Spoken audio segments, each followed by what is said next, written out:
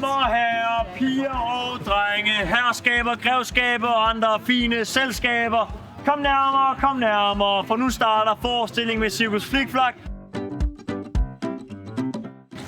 Cirkus Flikflak, det er et børnecirkus, hvor mange børn lærer at cykle på ethjulet cykel, russerstav, lave tryllenumre, swing og mange andre ting.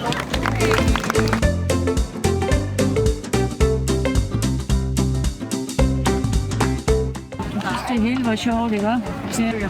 Cirkus Flikflak, det er nogle børneartister, der optræder i en hel masse cirkus. Og en rullet rum kaffe med sådan et hjul.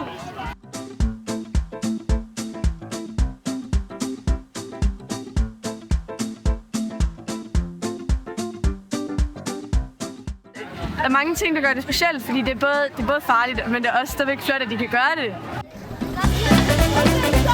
Normalt til forestilling, så plejer jeg at tænke, at mange af dem, det er bare folk, jeg kender, og så forsvinder min sceneskræk.